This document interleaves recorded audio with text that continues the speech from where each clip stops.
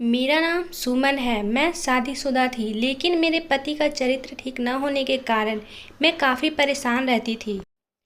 मेरे पति अक्सर दूसरी औरतों पर बुरी नज़र रखते थे। एक दिन तो हद ही हो गई। मेरे पैरों तले ज़मीन निकल गई जब उसने अपने ही घर की काम वाली से। सुमन गांव की सीधी सादी लड़की थी। उसकी शादी को 2 साल बीत चुके थे। उसके पति का नाम सुरेश था और वो दोनों शहर में रहते थे। सुरेश वैसे तो नेक दिल इंसान था, लेकिन पराई औरतों के सामने वो पिघल जाता था। इसलिए सुमन हमेशा चिंता में रहती थी। ऑफिस में आने के बाद हर रोज सुमन सुरेश का फ़ोन चेक करती थी। सुरेश सुमन से गुस्सा से बोलता है, क्या सुमन, तुम हमेशा मेरे ऊपर शक करती रहती हो।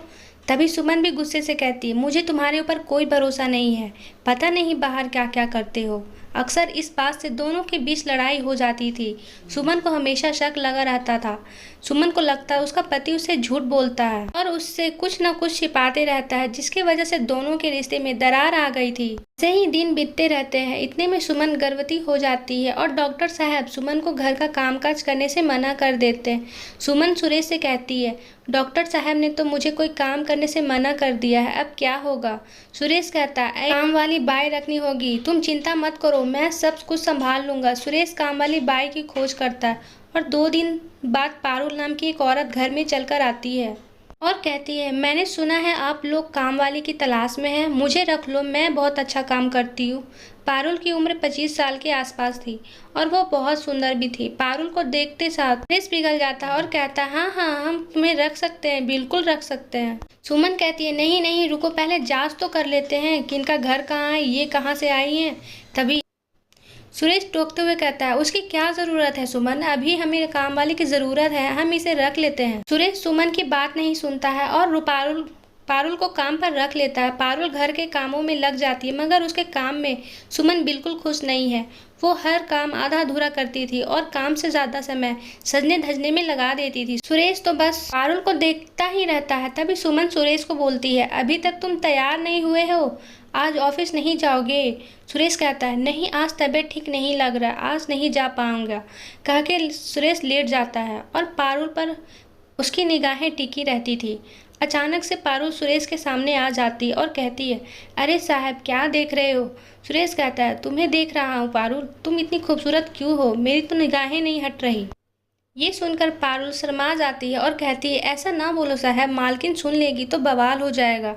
उतने में सुरेश पारुल को कहता है, तो फिर आज रात को जब मेरी मालकिन सो जाए तब तुम घर से बाहर चली आना, हम दोनों बहुत गप्पे लड़ाएंगे। यहाँ सुरेश पारुल का दिल बहलाने में लगा हुआ था और उधर कमरे में अंदर बैठकर सुमन सोच रही थी कि आखिर सुरेश को हुआ क्या है। जो रोज ऑफिस जाने के लिए मरता था, वो आज ऐसे ही घर पर बैठा है, कुछ तो जरूर गड़बड़ है।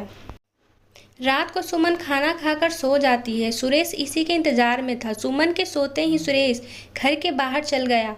पारुल भी चली आई और दोनों मिलकर बातें करने लगे। सुरेश पारुल से प्यार भरी बातें करना शुरू कर देता, तुम्हें पता है तुम्हारे बाल बिल्कुल रेशम जैसे हैं। ऐसा ना बोलो साहब, मुझे शर्म आती है। और तभी सुमन आ जाती है और दोनों को रंगे हाथ पकड़ लेती है। सुमन गुस्से से बोलती है, अच्छा तो ये चल रहा है यहाँ पे, मैं सो क्या गई, तुम यहाँ काम वाली के साथ प्यार भरी बातें कर रहे हो। सुमन को देखकर दोनों घबरा जाते हैं। पारुल डरी हुई आवाज़ से कहती है, नहीं मालकिन, मेरा कोई दोस्त नहीं है, साहब ने ही मुझे बुलाया था।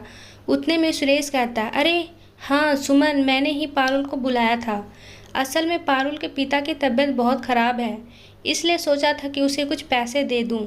ये लो रुपया, अब जाओ यहाँ से। पारुल पैसे लेकर चली जाती है, लेकिन सुमन का शक नहीं जाता। अगले दिन में सुमन ने पारुल की निगरानी रखना शुरू कर देती है। सुमन मन ही मन सोचती, ये पारुल मुझे ठीक नहीं लग रही है और सुरेश का तो कोई भरोसा ही नहीं है। ऐसे ही कुछ महीने बीत गए। इन महीने में सुरेश पारुल पर पूरे तरह से फिदा हो गया। उसने पारुल की तनख्वाह भी बढ़ा दी। पारुल भी काम में चोरी करने लगी।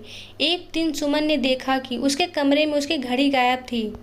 सुमन ने इधर उधर ढूंढा, लेकिन घड़ी नहीं मिली। घड़ी ऐसे तो गायब नहीं हो सकती, कल पारुल आई थी यहाँ, जरूर उसी ने ली होगी, उसके ऊपर मुझे पहले ही डाउट था। वो अपने पति से जाकर कहती है। पति कहने लगता, अरे नहीं सुमन, पारुल इतनी बुरी भी नहीं है, तुम्हारी घड़ी कहीं गिर गई होगी। पति मानने को तो राजी ही नहीं था कि पारुल ऐसा कर सकती है। उसके बाद से हर 2 दिन में घर में कुछ न कुछ गायब होने लगा। मगर सुरेश ने पारुल को काम से नहीं निकाला क्योंकि वो तो पारुल से प्यार कर बैठा था। सुमन ने सोचा कि कुछ तो करना ही पड़ेगा और इसके कुछ ही दिनों बाद सुमन अपना पेट पकड़कर बैठ गई। दर्द हो रहा है, पेट में बहुत दर्द हो रहा है। सुरेश और पारुल दौड़कर आए। सुरेश ने सुमन को अस्पताल ले जाने के लिए गाड़ी बुलाई और पारुल के हाथ में घर की चाबी देकर सुरेश सुमन को लेकर निकल पड़ा अस्पताल की तरफ। कुछ देर बाद सुमन ने चिल्लाना बंद कर दिया और कहा, पेट दर्द ठीक हो गया सुरेश, चलो अब घर वापस चलते हैं। सुरेश कहता है, लेकिन अभी तो तुम दर्द से तड़प रही थी। हाँ मगर मैं अब ठीक हूँ, अब चलो घर वापस। ड्राइवर ने गाड़ी घुमा ली। घर के सामने पहुंचते ही सुमन ने देखा कि घर का दरवाज़ा खुला हुआ है। सुमन सुरेश के साथ घर के अंदर घुस गई और उसके बाद जो हुआ वो सुरेश ने कभी नहीं सोचा था। उन दोनों ने देखा कि पारुल घर का सारा सामान इकट्ठा करके एक पोटली में बांध रही थी। दोनों को देखकर पारुल चौंक गई। अरे आप दोनों तो अस्पताल जाने वाले थे। सुमन बोलती है, मैंने पेट दर्द का नाटक किया था। मुझे पता था कि तुम एक चोर हो, इसलिए मुझे ये नाटक करना पड़ा। सुरेश तो ये सब देख सदमे में ही चला गया। सुमन पुलिस बुलाती है। पारुल अंजलि के पैर पकड़कर रोने लगी। मुझे माफ़ कर दो मालकिन, मुझे गलती हो गई। मगर सुमन ने एक बात नहीं सुनी। कुछ देर बाद पुलिस आ गई और पारुल को अरेस्ट करके ले गई। सुमन ने सुरेश से कहा, देखो बीवी के अलावा और कोई सगा नहीं होता। सुरेश ने सुमन से माफ़ी मांगी। मुझे माफ़ कर दो सुमन, आज मुझे समझ में आ गया कि इस दुनिया में अगर कोई मुझसे सबसे ज़्यादा प्यार करता है तो वो तुम हो। आज से मैं किसी भी औरत को आँख उठाकर नहीं देखूंगा। सुरेश सुधर गया था। उसके बाद से ही उसने और किसी औरत से बात भी नहीं की। कुछ महीने बाद दोनों को एक बेटा हुआ और सभी खुशी खुशी रहने लगे। आपको ये स्टोरी कैसी लगी कमेंट में ज़रूर बताएं और चैनल को सब्सक्राइब कर ले। Thank you.